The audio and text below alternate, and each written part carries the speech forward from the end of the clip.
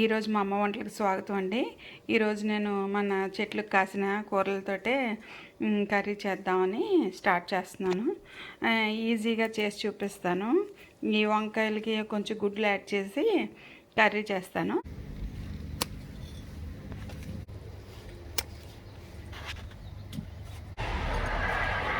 ఈ చెట్టుకు 2 వంకాయలు ఉన్నాయండి. ఇవి కూడా కట్ చేసుకుంటాను.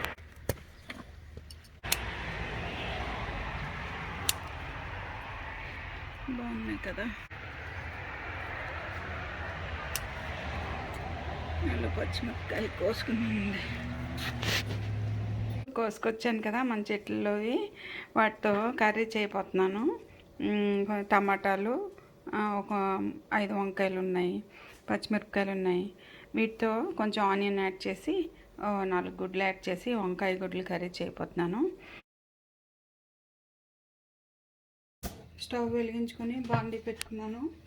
బాండీ పెట్టుకొని అందులో నేను ఒక గరిట ఆయిల్ వేసుకున్నాను. కొంచెం ఆయిల్ వేడెక్కుతుంది. నేను అందులో ఈ ఎగ్స్ కొంచెం ఫ్రై చేసుకుంటాను.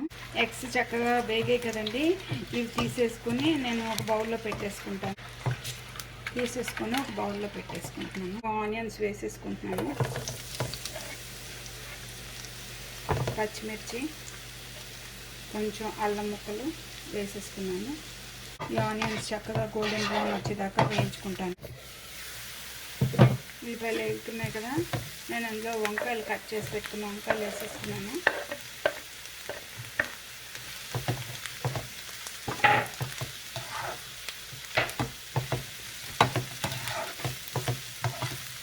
ఇవి కొంచెం వేసుకోగానే చక్కగా వంకాయలు వేగుతున్నాయి కదా, టమాటాలన్నీ మిక్సీ చేసేసాం, పేస్ట్ చేసేసి ఇందులో వేస్తాం.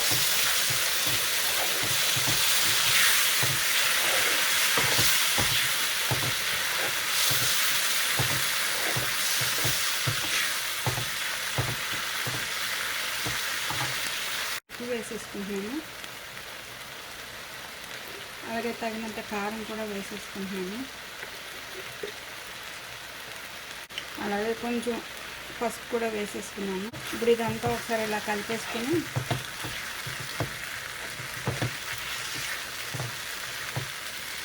కొంచెం వాటర్ వేసుకుంటున్నాను.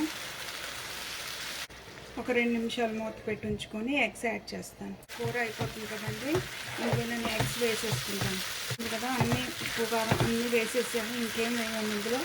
చూసారా, ఈ ఎగ్స్ బాయిల్ చేసి రెడీగా ఉన్నాయి కదా, ఇవి నేను ఇందులో వేసేసాను.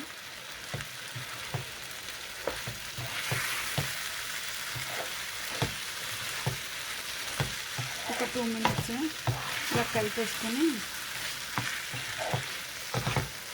సరే, చక్కగా కర్రీ రెడీ అయిపోయింది. మనం ఇందులో కొంచెం కొత్తిమీర గార్నిష్ చేసుకుని దించుకోవడమే.